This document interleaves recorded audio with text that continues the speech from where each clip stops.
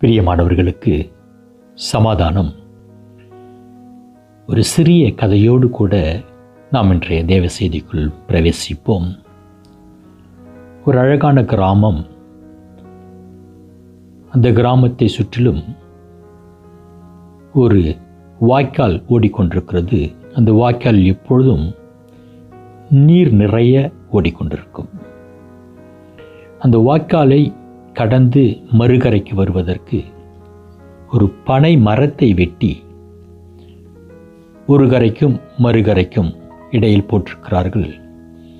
இந்த பனை மரத்தின் மேல் நடந்து சென்றுதான் ஒரு கரையிலிருந்து மறுகரையை அடைய வேண்டும். இப்பொழுது இந்த கதையில் 2 சம்பவங்கள், 2 காட்சிகள்.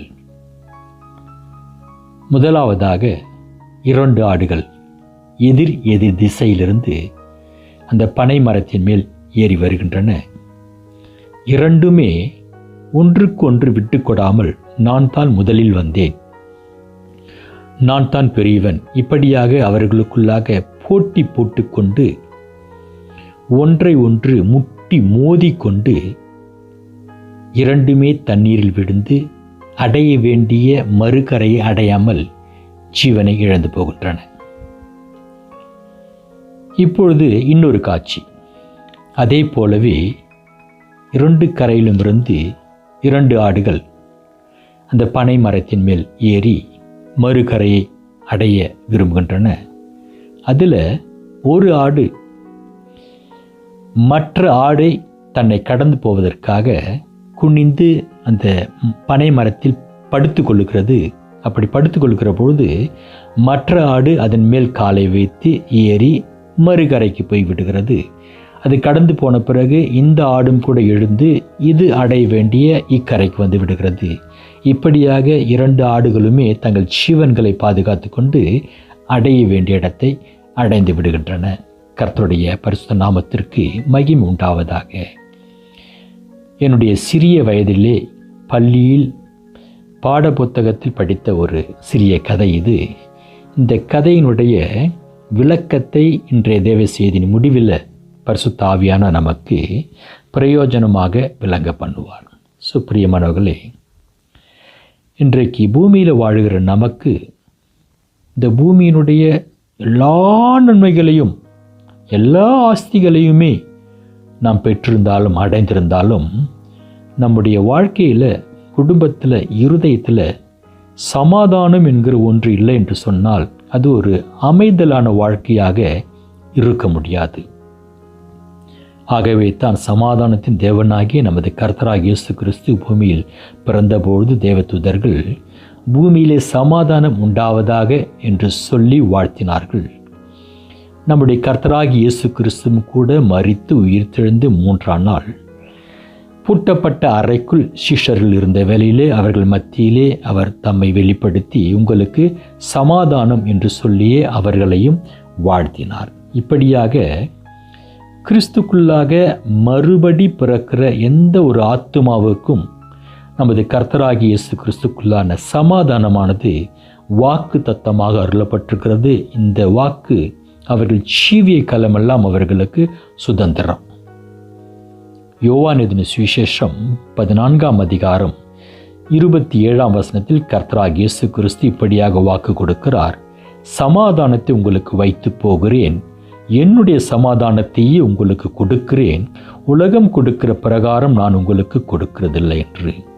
ஆகவே கர்த்தராகிய இயேசு கிறிஸ்து மூலமாக வருகிறதான சமாதானம் இந்த உலகத்தின் முறைமைகளின் மூலமாக பெறுகிறதான சமாதானம் அல்ல. ஏனென்றால் உலகத்தின் முறைமைகள் மூலமாக பெறுகிறதான சமாதானம் நிரந்தரமான ஜீவிய காலமெல்லாம் தேவ பிள்ளைகளோடு கூட அமைதலான வழிநடத்தக்கூடிய சமாதானம் அல்ல.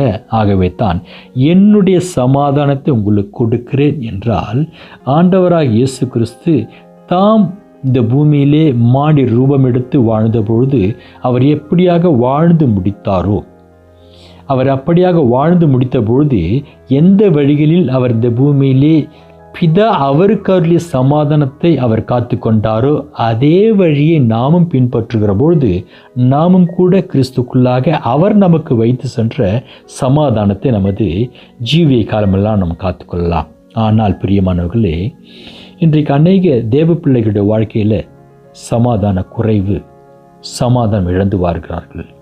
இந்த சமாதான குறைவுக்கு, சமாதானம் இழந்து வாழ்வதற்கு அநேக காரணங்கள் உண்டு. அந்த காரணங்களை குறித்து இன்றைக்கு நாம் தியானிக்கப் போவதில்லை. ஆனால் கர்த்தராகிய இயேசு கிறிஸ்துவின் மூலமாக பரிசுத்த வேதாகமம் வாக்கு கொடுத்ததான இந்த சமாதானத்தை காத்து கொள்வதற்கு கர்த்தராகிய இயேசு கிறிஸ்துவை நமக்கு போதித்த ஒரு வழியை குறித்து இன்றைய தினத்தில் நாம் தியானிக்கப் போகிறோம். அது என்ன வழி என்றால், மிகவும் அருமையான, மிகவும் இலகான, தெய்வீகம் நிறைந்த ஒரு வழி. விலகி போகுதல். விலகி போக வேண்டும்.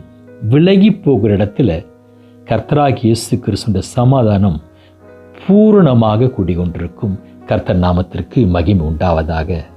இந்த சமாதானத்தின் முறைமை குறித்து கூட பழைய ஏற்பாட்டில் 34ஆம் சங்கீதத்தில் 14ஆம் வசனத்தில் தாவீது இப்படியாக எழுதுகிறார்: தீமையை விட்டு விலகி நன்மை செய், சமாதானத்தை தேடி அதை தொடர்ந்து கொள். தேவ பிள்ளைகளாகி நாம் சமாதானத்தை தேட வேண்டும், அதை தொடர்ந்து காத்து கொள்ள வேண்டும் என்றால் நாம் செய்ய வேண்டிய ஒரு முறைமை, ஒரு வழி, தீமையை விட்டு விலகி போக வேண்டும் என்று தாவீது சொல்கிறார். இதே காரியத்தை கர்த்தராகிய இயேசு கிறிஸ்து மத்திய சுவிசேஷம் 5ஆம் அதிகாரம் 39ஆம் வசனத்தில் கொஞ்சம் வலியுறுத்தி சொல்லுவார். நான் உங்களுக்கு சொல்லுகிறேன், நான் உங்களுக்கு சொல்லுகிறேன் என்று சொல்லி வலியுறுத்தி என்ன சொல்லுவார்? தீமையோடு எதிர்த்து நிற்க வேண்டாம். தீமையோடு எதிர்த்து நிற்க வேண்டாம் என்று வலியுறுத்தி சொன்ன இயேசு கிறிஸ்து அதை வாழ்ந்து காட்டினார். தமது வாழ்க்கையில் அதை செயல்படுத்தி காட்டினார். அவருக்கு எங்கெல்லாம் எதிர்ப்பு வந்ததோ, எங்கெல்லாம் அவருக்கு தீமை எதிர்கொண்டு வந்ததோ, அங்கெல்லாம் அவர் விலகித்தான் போனார். தம்முடைய சொந்த ஊரில் அவர் ஒரு முறை போயிருக்கிற போது அவர் சொந்த ஊர் ஜனங்கள் மற்ற இடங்களிலே அவர் செய்ததை போல இங்கும் கூட அதிசயங்களை, அற்புதங்களை செய்ய வேண்டும் என்று எதிர்பார்த்தார்கள். ஆனால் அவர் மற்ற இடங்களில் செய்தது போல தமது சொந்த ஊரிலே அற்புதங்களையும் அதிசயங்களும் செய்யாத போது அவர் மேல் கோபம் கொண்டு அவரை மலை உச்சியில் தள்ளிவிடுவதற்காக இழுத்து கொண்டு போனார்களாம். ஆனால் இயேசு அவர்களுக்கு முன்பாக எதிர்த்து நிற்கவில்லை. அவர் அங்கிருந்து விலகி போனார் என்று வேதம் சொல்லுகிறது. வேதபாரகர்கள் அவர் மேல் கோபம் கொண்டு அவரை கொலை செய்வதற்கு பலமுறை முயற்சித்தார்களாம். அந்த இடங்களெல்லாம் கர்த்தராகிய இயேசு கிறிஸ்து எதிர்த்து நிற்கவில்லை. அவர் அவர்கள் விடத்திலிருந்து ஜனக்கூட்டத்தை விட்டு விலகி போனார் என்று வேதம் சொல்லுகிறது. இப்படியாக அவர் விலகி போனதினாலே நடந்த காரியம் என்ன? அவர் தனக்குள் இருந்த சமாதானத்தை காத்து கொண்டார். இன்றைக்கு அநேக தேவ பிள்ளைகளுடைய வாயிலிருந்து வருகிறதான வார்த்தைகளும் அவர்களுடைய இருதயத்தினுடைய ஒரு நினைவுகளும் எப்படின்னு சொன்னால், நாங்கள் ஒரு தவறுமே செய்யலையே, நாங்கள் ஒரு தவறும் செய்யாத பொழுது நாங்கள் ஏன் விலகி போக வேண்டும்? பிரியமானவர்களே, உங்களுக்கு தெரியாததில்லை, இயேசு கிறிஸ்துவும் கூட எந்த ஒரு தவறுமே செய்யலை, எந்த ஒரு பாவமும் செய்யலை. ஆனால் அவர் விலகி போனார். ஆகவே இன்றைக்கு தேவ பிள்ளைகள் வாழ்க்கையில் சமாதான குறைச்சலுக்கான முக்கியமான ஒரு காரணம் ஜெயம் கொள்ள வேண்டும் என்று ஒரு விருப்பம். ஆகவே விலகி போகாத ஒரு வாழ்க்கை முறை. விலகி போக விரும்புறதில்ல. அவங்க ஜெயிக்கணும். கர்த்தராகிய இயேசு கிறிஸ்து சொல்லிட்டாரு. யோவான் எழுதின சுவிசேஷம் 16ஆம் அதிகாரத்தின் கடைசி வசனம் இப்படியாக முடிகிறது: ஆனாலும் திடம் கொள்ளுங்கள், நான் உலகத்தை ஜெயித்தேன் என்றார். ஆகவே நமது ஆண்டவராகிய இயேசு கிறிஸ்து உலகத்தை ஜெயித்தார, நாங்களும் கூட உலகத்தை ஜெயிக்க வேண்டும் என்கிற ஒரு விருப்பத்தினால, ஒரு வாஞ்சையினால, ஆவலினால விலகி போவதை தேவ ஜனங்கள் விரும்புகிறதில்லை. பிரியமானவர்களே, நான் உலகத்தை ஜெயித்தேன் என்பதற்கான தெளிவான கருத்தை, தெளிவான விளக்கத்தை, தெளிவான சத்தியத்தை தேவ பிள்ளைகள் அறிந்து கொள்ள வேண்டும் என்று நான் விரும்புகிறேன். ஆண்டவராகிய இயேசு கிறிஸ்து உலகத்தை ஜெயித்தார். இதனுடைய தெளிவான பொருள் என்னென்றால், அவர் தன்னை எதிர்த்தவர்களையோ சத்துருக்களையோ ஜெயம் கொள்ளலை. ஏன் சொன்னீங்கன்னா, நம்ம ஒருவர் எதிர்க்கிறார் என்று சொன்னால் அவரோடு கூட ஜெயம் கொள்வதற்கு நம்ம போராடுகிறோம் பாருங்க. இந்த போராடுகிறதான இந்த காலங்கள் தான் நம்முடைய வாழ்க்கையில் சமாதான குறைச்சலுக்கான காரணம். போராட்டத்துக்கான வழிமுறைகள், போராடுவதற்காக நாம் எடுத்துக்கொள்கிற முயற்சிகள், இதெல்லாம் நமது வாழ்க்கையில், நமது இருதயத்துக்குள்ளாக ஒரு அலைச்சல், ஒரு சமாதானமின்மை கொண்டு வருகிறது. அப்படியே போராடி நாம் ஒன்றை ஜெயித்தாலும் இன்னொரு எதிர்ப்பு வரும், இன்னொரு பிரச்சனை வரும். ஏன்னா வாழ்க்கை நம்ம இந்த பூமியில் வாழ்கிற வரைக்கும் அவர் இதை சொல்கிறார் இல்லையா, உலகத்தில் உங்களுக்கு உபத்திரவம் உண்டு. இந்த பூமியில் நாம் இருக்கிற வரைக்கும் நமக்கு உபத்திரம் உண்டு தான், நமக்கு எதிர்ப்பு உண்டு தான், நமக்கு போராட்டம் உண்டு தான். இதை எல்லாமே நாம் ஜெயிக்கணும்னு சொன்னால் நம்ம எதிர்ப்பவர்களை நாம் ஜெயிப்பதற்காக எடுத்துக்கொள்கிற ஒவ்வொரு முயற்சியிலும் நமக்கு சமாதான குறைச்சல் உண்டு. ஒன்றை நான் ஜெயம் கொண்டால் இன்னொரு பிரச்சனை வந்து நிற்கும். அதை ஜெயிப்பதற்காக நாம் போராடுகிறோம், திரும்பவுமாக சமாதான குறைச்சல் நமக்கு தொடர்ந்து வந்து கொண்டிருக்கிறது. இதான் சங்கீதக்காரர் சொன்னார், தீமை விட்டு விலகு, நன்மை செய், சமாதானத்தை தொடர்ந்து கொள், அதை பற்றிக்கொள். இப்போ சமாதானத்தை தொடர்ந்து பற்றிக்கொள்ள வேண்டும் என்று சொன்னால் நாம் ஜெயம் கொள்ளுகிறவர்களாக அல்ல, விலகி போகிறவர்களாக இருப்போம் என்றால் நமது வாழ்க்கையில் நாம் சமாதானத்தை காத்துக்கொள்வதற்கு அது ஒரு சிறந்த ஒரு வழி வச்சுங்களேன். ஏன்னா நம்ம எதிரியை ஜெயிக்கலாம், ஒரு பிரச்சனை வருகிற போது எதிரியை ஜெயிக்கலாம். ஆனால் எதிரியை ஜெயித்த பிறகு நம்முடைய இருதயத்துக்குள்ள அந்த இழப்புன்னு ஒன்று இருக்குது பாருங்கள். எந்த இழப்பு? அந்த ஜெயம் கொள்வதற்கான அந்த சூழ்நிலைகள், அந்த காலகட்டங்களில் நமது இருதயம் பட்ட வேதனை, போராட்டங்கள் இருக்குது பாருங்கள். இதான் சமாதான குறைச்சல். கர்த்தர் நாமத்திற்கு மகிமை உண்டாவதாக. ஸோ ஆண்டவராக இயேசு கிறிஸ்து உலகத்தை ஜெயித்தார் என்றால் எப்படியாக உலகத்தை ஜெயித்தார்? 2 இடங்களில் அவர் ஜெயம் கொண்டார், 2 காரியங்களை அவர் ஜெயம் கொண்டார். இந்த 2 இடங்களையும், இந்த 2 காரியங்களையுமே தேவ பிள்ளைகளாக நாமும் ஜெயம் கொள்வோம் என்றால் நாமும் கூட கர்த்தராக இயேசு கிறிஸ்துவை போல தைரியமாக சொல்லலாம், உலகத்தை ஜெயித்தேன் என்று. அப்படி நாம் உலகத்தை ஜெயித்தேன் சொல்லுகிற போதுதான் அவருக்குள்ளாக இருந்த சமாதானத்தை நம்ம கொடுத்தார் பாருங்க. அதே போல நாம் கூட அவர் மூலமாக பெற்றுக்கொண்ட சமாதானத்தை காத்துக்கொள்வதற்கு நாம் உலகத்தை ஜெயித்த ஒரு முறைமை, ஜெயித்து கொண்டு வருகிற ஒரு முறைமை நமக்கு உதவி செய்யும். கர்த்தர் நாமத்திற்கு மகிமை உண்டாவதாக. அப்போ இந்த 2 வழிகள் என்னன்னு சொன்னால், முதலாவதாக கர்த்தராக இயேசு கிறிஸ்து ஒரு விஷயத்தை ஜெயம் கொண்டார். அது என்ன ஜெயம்? அவர் பூமிக்கு வந்து செய்து முடிக்கும்படியாக அவருக்கு ஒரு கட்டளை, அவருக்கு ஒரு இலக்கு, அவருக்கு ஒரு இடம் கொடுக்கப்பட்டது. அந்த இலக்கை அவர் சரியாக அடைந்து முடிந்தார். முதல் ஜெயம். ஒரு ஓட்டப்பந்தயத்தில் ஓடுறவன் எப்போ ஜெயித்தான் சொல்லுங்க? அந்த கோடு இருக்கு பாருங்க, அந்த கோட்டை வந்து மிதிக்கிற பொழுது அந்த ஓட்டப்பந்தயத்தை ஓடுகிறவன் ஜெயம் கொண்டான்னு சொல்லலாம். அதே மாதிரி ஆண்டவராக இயேசு கிறிஸ்து பூமியில் பிதாவினாலே செய்து முடிக்கும்படியாக ஒரு சித்தத்தை செய்து முடித்ததுதான் முதல் ஜெயம். 2வது ஜெயம் சொன்னால், அதை செய்வதற்கு தடைகள் வந்த பொழுது அந்த தடைகளை, மாமிச பலவீனங்களை மேற்கொண்டு ஜெயம் கொண்டார். ஏன்னா ஆண்டவராக இயேசு கிறிஸ்து பூமியில் நம்மை போல அவர் மாமிசத்தில் தான் பிறந்தார். அவர் மாமிசத்தில் பிறந்து வந்தபடினால் ஏதோ ஆகாயத்திலிருந்து வந்த ஒரு தேவ தூதனை போலவோ அல்லது அவருக்கு உணர்ச்சிகளோ, அவருக்கு ஒரு எந்த விதமான வலி வேதனை, எந்த விதமான மன உளைச்சலும் இல்லாத நபராக பூமியில் பிறக்கலை. அவருக்கும் நம்மை போல உணர்ச்சிகள் உண்டு. அவர் அழுதார் என்று வேதம் சொல்லுகிறது, அவர் கண்ணீரிட்டான் வேதம் சொல்லுகிறது. அவருக்கு வலி இருந்தது, அவருக்கு கோபம் கூட வந்தது. தேவாலயத்தை கல்லர் குக்கையாய் மாற்றின போது அவருக்கு கோபம் வந்தது. ஆகவே அவரும் உணர்ச்சிகளோடு கூட பூமியில் வாழ்ந்த ஒரு நபராகத்தான் இருந்தார். ஆனாலும் அவைகளுக்கு மத்தியிலும் மாமிச பலவீனங்களை ஜெயம் கொண்டார். அது 2வது ஜெயம். இப்போ முதலாவதாக அவர் தேவனுடைய சித்தத்தை செய்து முடித்து அடைய வேண்டிய இடத்தை அடைந்தார் பாருங்க.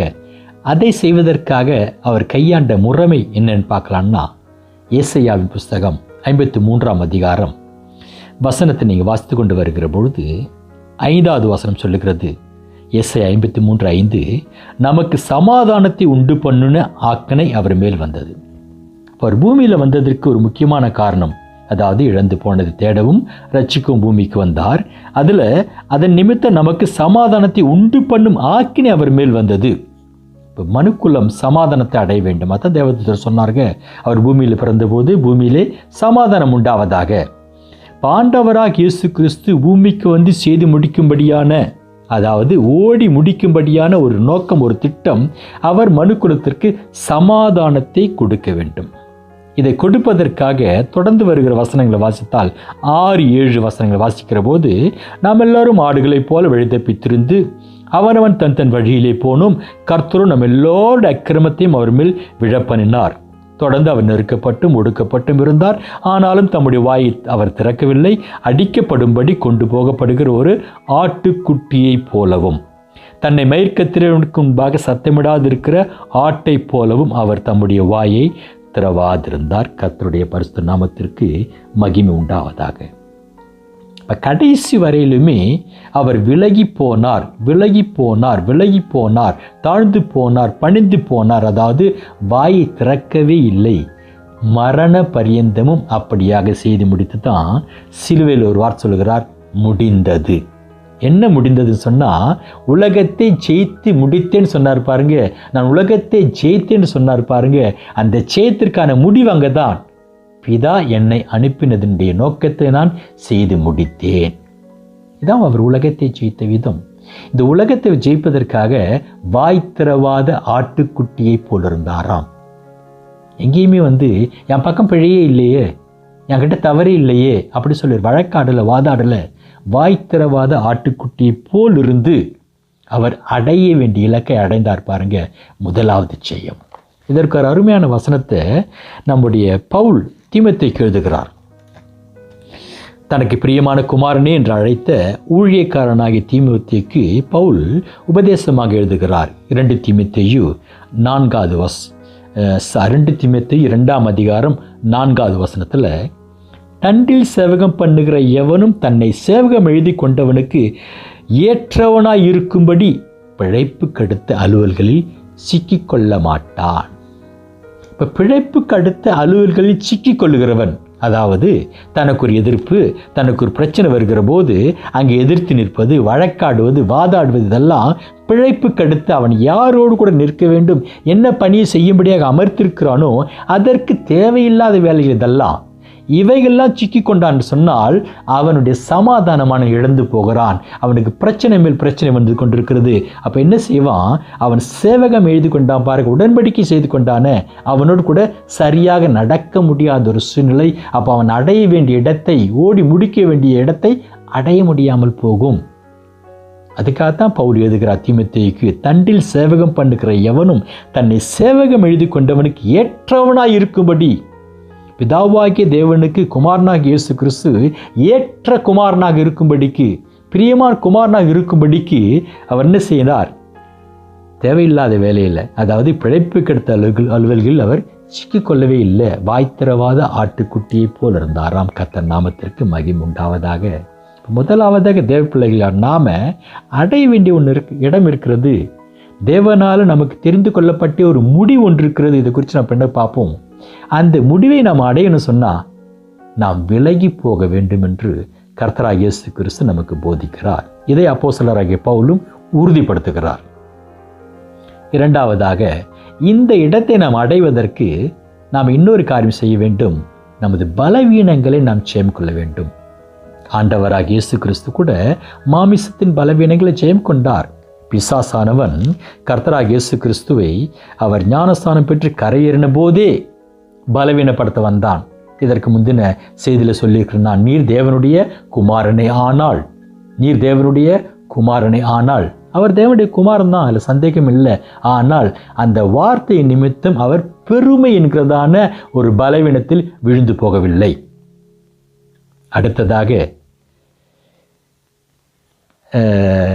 வேத பாரகர்கள், பரிசேயர்கள் எல்லாம் ஜனங்கள்லாம் அவர் என்ன பார்த்து சொல்கிறாங்க? நீ பைத்தியக்காரன், நீ பிசாசு பிடிச்சவன், நீ பைத்தியக்காரன், நீ பிசாசு பிடிச்சுன்னு சொல்லுகிற போது அவர் கோபம் என்கிறதான ஒரு பலவீனத்திலேயோ வெறுப்பு என்கிறதான பலவீனத்திலேயோ விழுந்து போகவே இல்லை.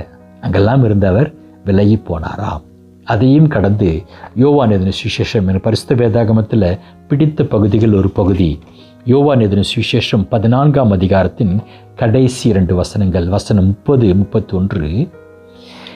இனி நான் உங்களுடனே அதிகமாய் பேசுவதில் என்று சொல்லிட்டு அவர் சொல்றார் பாருங்க. கர்த்தராகிய இயேசு கிறிஸ்து சிஸ்டர்களை பார்த்து, இந்த உலகத்தின் அதிபதி வருகிறான், அவனுக்கு என்னிடத்தில் ஒன்றுமில்லை. இந்த உலகத்தின் அதிபதி ஒரு தேவ பிள்ளையிடத்தில் வருவதற்கு அநேக காரணம் உண்டு. அதனுடைய அடிப்படை காரணம் தேவ பிள்ளையை வீழ்த்துவதற்காகத்தான். அதற்காக அவன் கையாளுகிற முறைமைகள் அநேகம். ஆனால் அவன் வருகிறதன் நோக்கம் தேவ பிள்ளையை வீழ்த்த வேண்டும். அப்போ அதே உலகத்தின் அதிபதி ஆண்டவராக இயேசு கிறிஸ்துவிடத்தில் வருகிறான். ஆனால் தைரியமாக சொல்கிறார், அவன் என்கிட்ட வரான், அவனுக்கு என்கிட்ட ஒன்றுமே இல்லை. அதாவது அவன் என்னிடத்தில் குற்றம் கண்டுபிடிக்கும்படியாகவோ, அவன் இடத்தில் குறை கண்டுபிடிக்கும்படியாகவோ, அவன் என்னை வீழ்த்துவதற்காகவோ என்கிட்ட ஒன்றுமே இல்லை அப்படி சொல்லிட்டு என்ன செய்கிறார், அவனோட கூட எதிர்த்து நிற்கல. இதை வரான அவங்ககிட்ட நான் எதிர்த்து நிற்கிறேன், நீ என்கிட்ட குற்றம் கண்டுபிடிக்க ஒன்றுமே இல்லைப்பா அப்படி சொல்லி எதிர்த்து நிற்கிறேன் சொல்ல. 31ஆம் வசனத்தின் பிற்பகுதின்னு சொல்லிட்டு பாருங்க, எழுந்திருங்கள், இவ்விடம் விட்டு போவோம் வாருங்கள். யாருங்க? உலகத்தின் அதிபதி வரான் ஆண்டவராக இயேசு கிறிஸ்து கிட்ட. இவர் தேவனுடைய குமாரன், குற்றமற்றவர். இவர் எதிர்த்து நிற்கல. இவர் என்ன சொல்றார், எழுந்திருங்கப்பா, நம்ம இந்த இடத்துல போயிடுவோம், நமக்கு அவனுக்கும் பிரச்சனை வேண்டாம். கர்த்தர் நாமத்திற்கு மகிமை உண்டாவதாக. பிரியமானவர்களே, நாம் எவ்வளவாக விலகி போகிறோமோ, எவ்வளவாக பிரச்சனைகளை விட்டு ஒதுங்கி போகிறோமோ, அங்கு ஆண்டவராக இயேசு கிறிஸ்து முறைமையின்படியும் அவர் நமக்கு வாக்குத்தத்தம் செய்து அவர் மகா பரிசுத்தமுள்ள மாறாத வாக்கின்படியும் அவருடைய சமாதானமானது அந்த பிள்ளைகளுடைய இருதயத்துக்குள்ள, அவருடைய வாழ்க்கைக்குள்ள நிரந்தரமாக இருக்கும். ஆனால் அதற்கு மாறாக எவ்வளவாக நாம் எதிர்த்து நிற்கிறோமோ அங்கெல்லாம் நாம் சமாதான குறைச்சலுக்கு நாமே வழி தேடிக் கொள்ளுகிறோம். கர்த்தருடைய நாமம் மகிமைப்படுவதாக. தொடர்ந்து கூட பார்ப்போம். சொன்னீங்கன்னா யோவான் எழுதின சுவிசேஷம் 18ஆம் அதிகாரம் திருப்பிக் கொள்ளுங்க. இங்கு ஆண்டவராக இயேசு கிறிஸ்துடைய மேன்மையான ஒரு காரியம் சொல்லப்படும். கெட்செமனே தோட்டத்தில் போர்ச்சேவகர்கள் வேதபாரகருடைய ஆட்கள்லாம் அவரை பிடிக்க வருகிற பொழுது 5வது வசனத்தில் அவரை தேடுறாங்க. இவர் கேட்குறார், நீங்கள் யாரை தேடுறீங்க? அவர்கள் சொல்லுகிறார்கள், நசரேயனாகிய இயேசுவை தேடுகிறோம். 5ஆம் வசனம் சொல்லுகிறது, அதற்கு இயேசு நான் தான் என்றார். நீங்கள் யாரை தேடுகிறீர்களோ அது நான் தான் என்று சொன்னாராம். அப்படி சொன்ன பொழுது அவர்கள் என்ன செஞ்சாங்களாம், அவர்களை பின்னிட்டு தரையிலே விழுந்தார்கள். பிரியமானவர்களே, இப்படியாக ஒரு சம்பவம் என்னுடைய உங்களுடைய வாழ்க்கையில் நடக்கணும்னா இதுதான் நாம் நினச்சிக்குவோம், நாம் ஜெயம் கொண்டுட்டோம். ஏன்னா நம்முடைய சத்துரு கீழே விழுந்துட்டான் இல்லைங்களா? நம்ம எதிர்க்க வந்தவன், நம்மை பிடிக்க வந்தவன், நம்மை ஜெயம் கொள்ள வந்தவன் கீழே விழுந்து போனால் நாம் ஜெயிச்சிட்டோம்னு நினச்சிக்கிறோம்.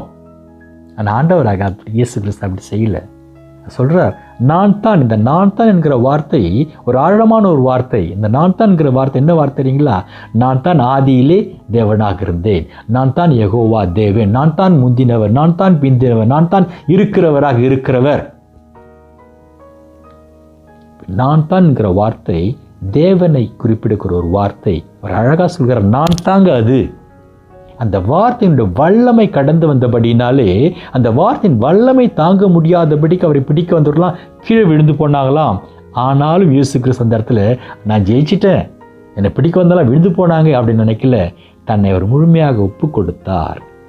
தன்னை அவர் முழுமையாக ஒப்பு கொடுத்ததுனால அவர் என்ன செய்கிறார் பாருங்க. ஒரு வசனம் சொல்லப்படுகிறது, அதே 18ஆம் அதிகாரத்தில் 11ஆம் வசனம்.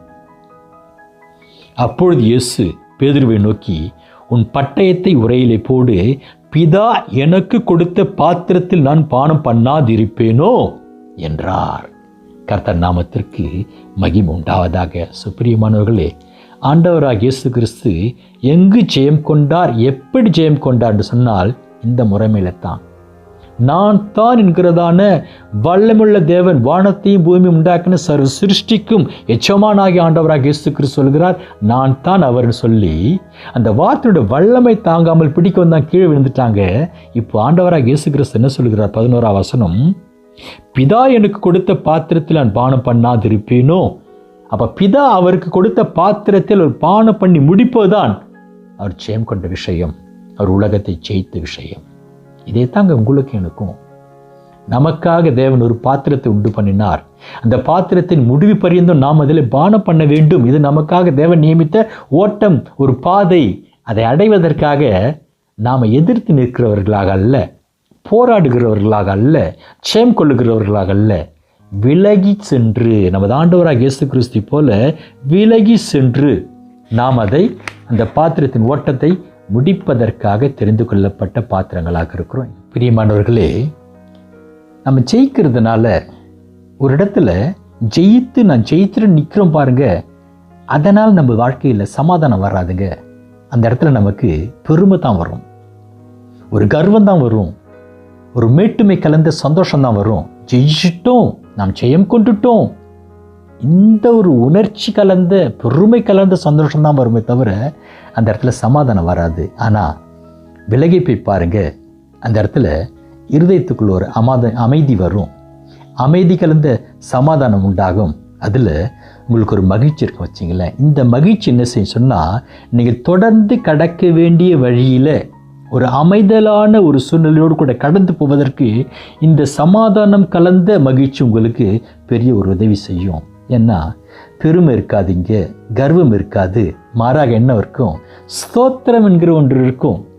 எந்த ஒரு தேவப்பிள்ளை தன்னை தாழ்த்தி கர்த்தருடைய பாதையில் சரியாக போய் கொண்டிருக்கிறாரோ அவரது இருதயத்துக்குள்ளாக அவரது வாயிலிருந்து வருகிற வார்த்தை ஸ்தோத்திரமாக இருக்கும்.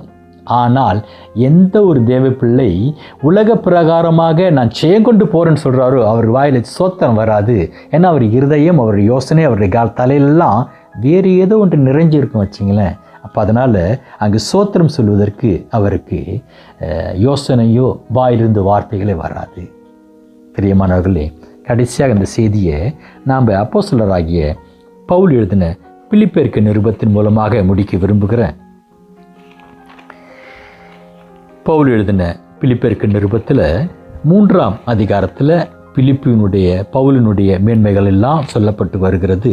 அதில் 4வது வசனம் சொல்கிறார் பாருங்க. பிலிப்பியருக்கு நிருபம் 3ஆம் அதிகாரத்தில் 4வது வசனம், மாம்சத்தின் மேல் நம்பிக்கை வைக்க வேண்டுமானால் நானும் வைக்கலாம். மாமிசத்தின் மேலே சில வேளை சரீர பலமாக இருக்கலாம், அல்லது மாமிசத்தின் மூலமாக வருகிறதான தந்திரங்கள், யோசனைகள் இப்படியாக கூட இருக்கலாம் வச்சுங்களேன். ஆகவே மாமிசத்தின் மேல் நம்பிக்கை வைக்க வேண்டுமானால் நானும் வைக்கலாம் என்று சொல்லிட்டு நான் அப்படி செய்யலை தொடர்ந்து சொல்லி கொண்டு வருகிறார். சொல்லி கொண்டு வருகிற போது வசனம் 7, 8 வாசிக்கிற போது, ஆகிலும் எனக்கு லாபமாய் இருந்தவைகள் எவைகளோ அவைகளை கிறிஸ்துவுக்காக நஷ்டம் என்று எண்ணினேன்.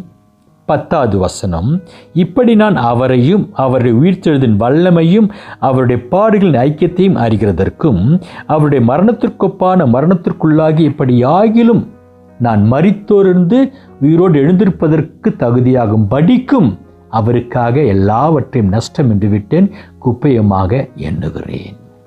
இதில் நாம் குறித்து வைத்து கொள்ள வேண்டிய, அண்டர்லைன் செய்து கொள்ள வேண்டிய வசனம் என்னன்னு சொன்னால் 10ஆம் வசனத்துடைய பிற்பகுதி, எப்படியாயினும் நான் மரித்தோரிருந்து உயிரோடு எழுந்திருப்பதற்கு தகுதியாகும்படிக்கு கர்த்தராகிய இயேசு கிறிஸ்து பூமிக்கு அனுப்பப்பட்டது நோக்கம் நமக்கு சமாதானம் உண்டு பண்ணும்படியாக, அந்த சமாதானத்தை உண்டு பண்ணுவதற்காக அவர் அடிக்கப்படுகிற ஆட்டுக்குட்டி போல வாய் திறவாதிருந்து சகலவற்றும் சிலுவையில் செய்து முடித்து ஜெயம் கொண்டார்.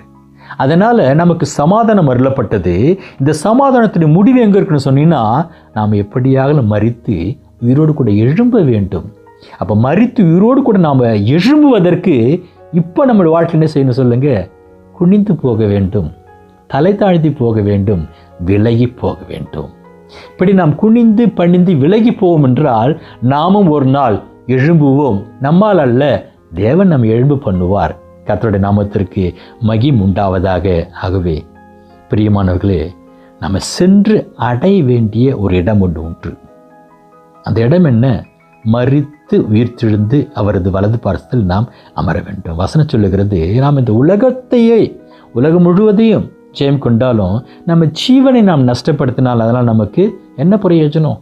லூக்காவின் புத்தகம் சொல்லப்படும், இந்த உலகம் முழுவதும் நாம் ஆதாயப்படுத்தி கொண்டாலும் ஜீவனை நாம் நஷ்டப்படுத்தினால் நமக்கு என்ன பிரயோஜனம்? ஆகவே பவுல் தொடர்ந்து எழுதுறார் பாருங்க, நான் அந்த இடத்தை அடைவதற்காக எந்த இடத்தை நான் மரித்தொழுந்து எழுந்து உயிரோடு இருப்பதற்கு தகுதியாகும்படிக்கு எல்லாத்தையும் நான் குப்பை நஷ்டம் விட்டு சொல்லிட்டு என்ன சொல்றார்? நான் ஆசையாய் தொடருகிறேன். எந்த வழி ஆசையாக தொடர்கிறதா?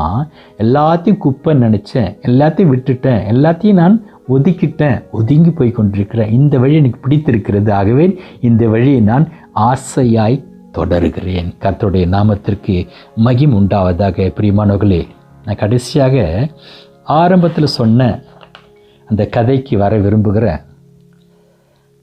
ஆரம்பத்தில் சொன்ன அந்த கதையை சொல்லி முடிக்க விரும்புகிறேன். அதற்கு முன்பாக நாம் ஜெயம் கொள்ள வேண்டியது நம்முடைய மாமிச பலவீனங்கள், நம்ம ஜென்ம சுபாவங்கள், மறைவான பாவங்கள், விட முடியாத பலவீனங்கள், இவைகளை நாம் ஜெயம் கொள்ள வேண்டியது அது மாத்திரமல்ல, நாம் ஜெயம் கொள்ள வேண்டியது நம்முடைய மனைவிமார்களை அல்ல, நமது கணவர்மார்களையும் அல்ல, நமது பக்கத்து வீட்டுக்காரர்களையும் எதிர் வீட்டுக்காரர்களையும் அல்ல, அல்லது நாம் வேலை செய்கிற இடத்துல நமக்கு ஒரு போட்டி இருக்கும் பாருங்க, அவர்களையும் அல்ல, மாமியாரையும் அல்ல, மருமகளையும் அல்ல.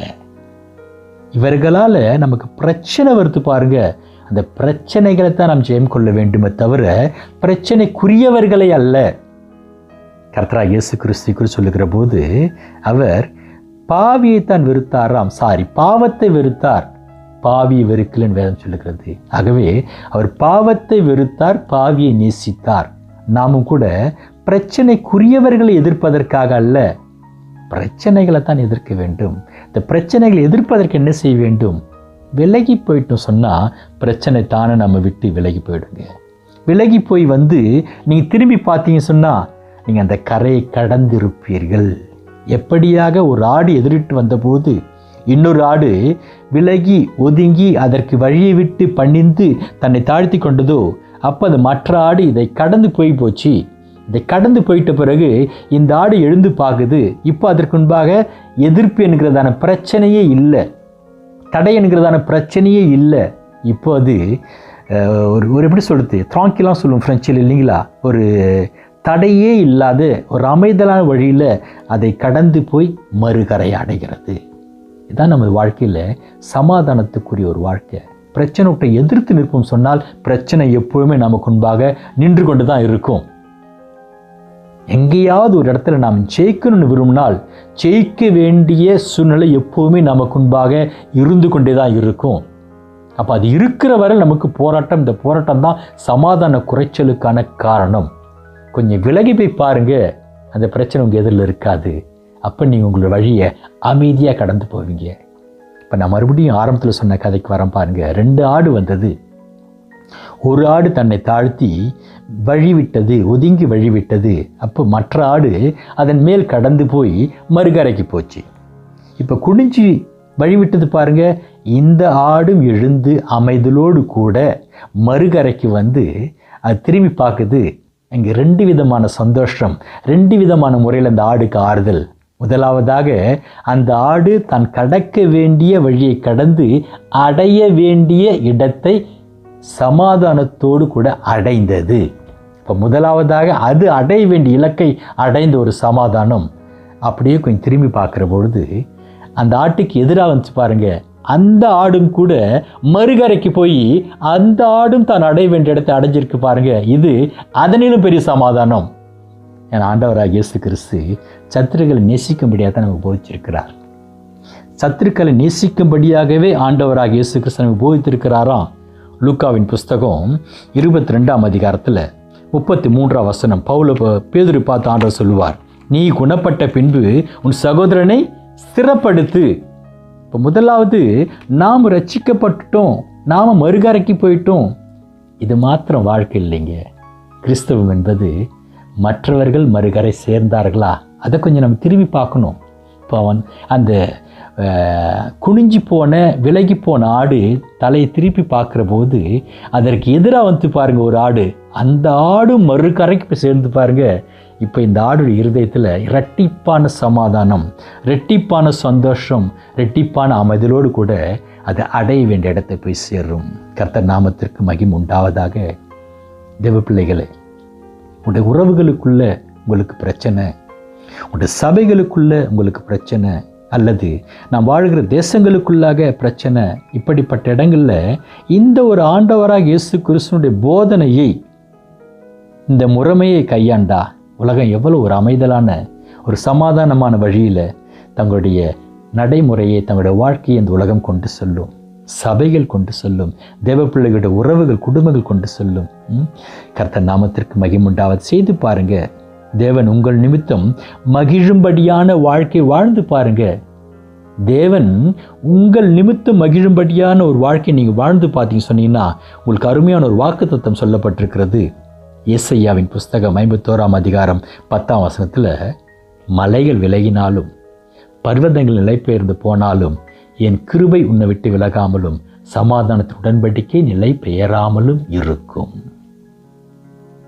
அவர் நம்மோடு கூட ஏற்படுத்தி கொண்ட என் சமாதானத்தை உங்களுக்கு வைத்து போகிறேன் என்ற அந்த உடன்படிக்கை நமது வாழ்க்கையில் நித்திய காலமெல்லாம் நமக்கு நிறைவேறும் என்று சொன்னால், நாம் ஒரு நெருக்கம் வருகிற போது, பிரச்சனை வருகிற போது அறிக்கை செய்கிறோம், செபிக்கிறோம். நல்ல ஒரு வழி இல்லைன்னு சொல்ல. ஏன்னா வாக்கு தத்தங்களை அறிக்கை செய்வது ஒரு நல்ல ஒரு காரியம், வாக்கு தத்தங்களை வைத்து செபம் பண்ணுவதும் நல்ல ஒரு காரியம். ஆனால் இவைகளை விட மேன்மையான ஒரு வழி இருக்கிறது. அது என்ன சொன்னால், நம்முடைய கிரியைகள் நிமித்தம் தேவன் மகிழ்ச்சி அடைகிறார் சொன்னால், அங்கு வாக்கு தத்தமானது இயல்பாகவே அவரது வார்த்தையின்படி நமது வாழ்க்கையில் பாதுகாக்கப்படும். ஆகவே நமது கிரியைகள் அவரை மகிழ பண்ண வேண்டும். தாவீதை குறித்து ஆபிரகாமை குறித்து வேதம் சொல்லுகிறது, வாக்கு தத்தம் செய்தவர் அதை நிறைவேற்ற வல்லவராய் இருக்கிறார் என்று முழு நிச்சயமாய் நம்பி தேவனை ஸ்தோத்திரித்து விசுவாசத்தில் வல்லவனானாம். ஸ்தோத்திரம். அதே போல யாக்கோபு எழுதுவார், அவர் விசுவாசத்தை ஆபிரகாம் கிரியையினால் வெளிப்படுத்தினாராம்.